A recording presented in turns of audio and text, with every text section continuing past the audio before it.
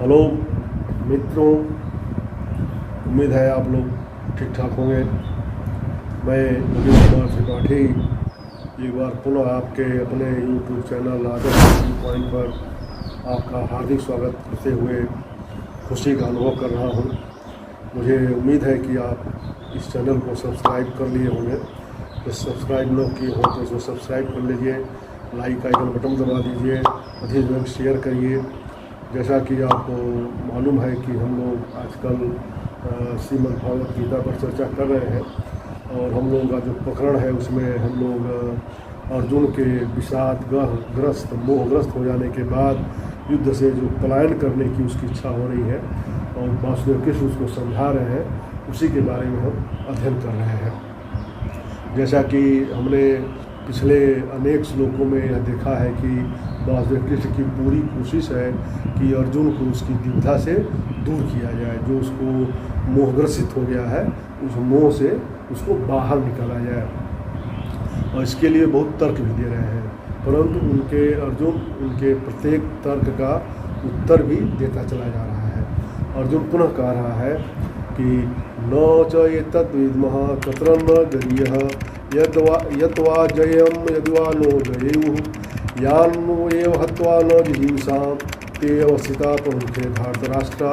वह कहता है कि हे केशव, यह भी निश्चित हम नहीं जानते कि हमारे लिए क्या श्रेष्ठ है।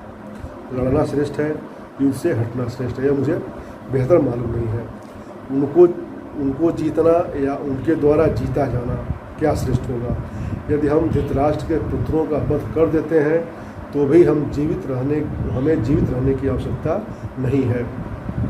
फिर भी वे भी युद्ध भूमि में हमारे सम्मुख खड़े हैं।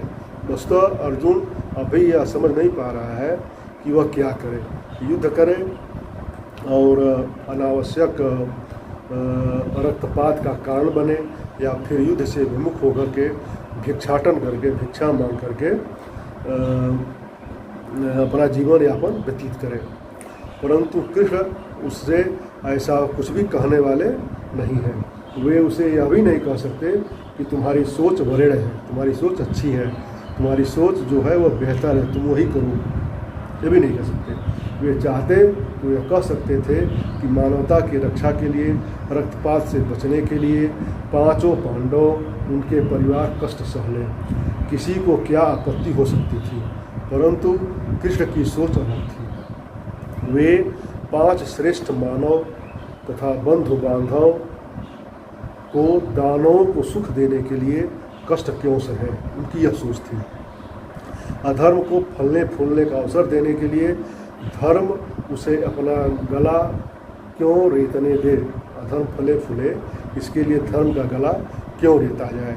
इसलिए वे कहते हैं कि अर्जुन, तुम सामान्य सांसारिक मनुष्य की भूमिका में हो, तुम सामान्य सांसारिक मनुष्य की भूमिका में हो, इसलिए साधारण कायर मनुष्य के समान सोच रहे हो, उसी प्रकार व्यवहार कर रहे हो। तुम्हारा चिंतन विकृत हो चुका है, तुम्हारी सोच निंदित हो चुकी है, सतही हो चुकी है।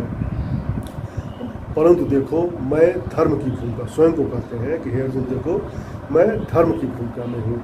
मैंने तुम्हारे कहने से अपना रथ मात्र दोनों सेनाओं के मध्य में ही नहीं खड़ा किया, बल्कि उसे धर्म और अधर्म के मध्य में लाकर खड़ा किया है। तुम्हारे देखने से एक कौरव और पांडवों की सेनाएं हो सकती हैं, तुम्हारे दृष्टिकोण से यह मात्र कौरव और पांडवों की सेनाएं हो सकती हैं जिनके मध्य में हमारा रथ खड़ा है। लेकिन मैं इसे धर्म और अधर्म की सेना के रूप में देख रहा हूँ। और जानते हो, धर्म की भूमि पर खड़े होने वाले प्रत्येक व्यक्ति के लिए कोई अपना और पराया नहीं होता, कोई रक्त संबंधी नहीं होता, केवल उसके सामने होता है धर्म और अधर्म। और सुनो, इस समय पितामह भीष्म या गुरु द्रोण अथवा कोई भी अधर्म का पक्ष लेकर सम्मानित नहीं रह गया है।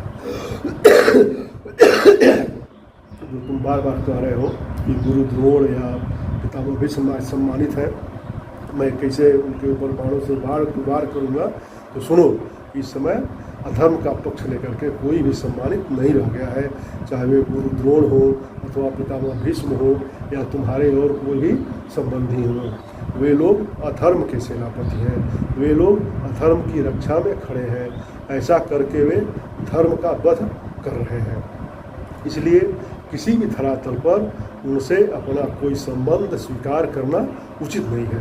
तुम्हें भूल जाओ कि पितामह है, गुरु है, संबंधी है, और तुम अपने स्वधर्म से पलायन कर रहे हो। जो तुम्हारा स्वधर्म है उससे तुम पलायन कर रहे हो।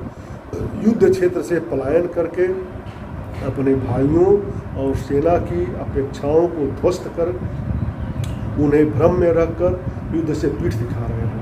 धर्म युद्ध से पलायन करने वालों को स्वर्ग भी प्राप्त नहीं होता, उन्हें धरती पर भी नरक की ज्वालाओं में जलना पड़ता है, हमेशा निंदित होना पड़ता है। और सुनो, तुम कह रहे हो कि बड़शंकरों की वृद्धि से सभी परंपराएं नष्ट हो जाएंगी। प्रथम अध्याय में जैसा कि उसने कहा था कि दोषई ये ते प्लघना नाम बड़शंकरे कार के, तो उसी का उल्लेख करते हुए वासुदेव कृष्ण कह रहे हैं कि बड़शंकरों के कारण पितरों को पिंड और जल देने की क्रिया भी लुप्त हो जाएगी, जैसा तुम कह रहे हो। तो सुनो, दुष्ट दलन न करने से पितरों को तो छोड़ो, जीवित प्रजा को भी अन्न और जल नहीं मिलेगा। परंपराएं कोई नष्ट नहीं होती हैं, कोई परंपरा नष्ट नहीं होती, नई परंपराएं बनती रहती हैं। सृष्टि अपने विकास के मार्ग पर चलती रहेगी और धर्म स्वयं को पुनः स्थापित कर लेगा। सुनो, कह रहे हो, सुनो, धर्म कभी नष्ट नहीं होता, उसका त्याग करने वाले ही नष्ट हो जाते हैं। एक बात और ध्यान में रखो कि शाश्वत धर्म की स्थापना के लिए अधर्मियों का वध करना पड़ता है। यदि तुम उनसे नहीं लड़ते हो तो भी वे तुम्हारे परिवार, पुत्रों और संबंधियों को मार डालेंगे। तुम्हारे वंश की स्त्रियां तब भी सुरक्षित नहीं रहेंगी। द्रौपदी के साथ हुए व्यवहार को कैसे भूल सकते हो? तुम पुनः उसी घटना को दोहराए तिहराए जाने का अवसर क्यों देना चाहते हो? दोस्तों, इसी के साथ आज का प्रकरण समाप्त होता है। जैसा कि मैंने पहले ही आग्रह किया था कि गीता के श्लोक जो कुछ अपनी पंक्तियों में बोलते हैं, उससे अधिक उन पंक्तियों के मध्य का रिक्त स्थान बोलता है। गीता पढ़ते हुए इन रिक्त स्थानों की ध्वनियों को सुनने की कोशिश हुई है, परंतु उन ध्वनियों ने गीता के कथन में कहीं छेड़छाड़ नहीं की है। उम्मीद है कि आपको मेरा यह प्रयास सार्थक लग रहा होगा। एक बार पुनः आपसे आग्रह है कि इस चैनल को, आदर्श यूट्यूब चैनल को सब्सक्राइब कर दीजिए, लाइक आइकन बटन दबा दीजिए। पुनः हम अगले वीडियो में पुनः मिलेंगे, तब तक के लिए बहुत बहुत धन्यवाद।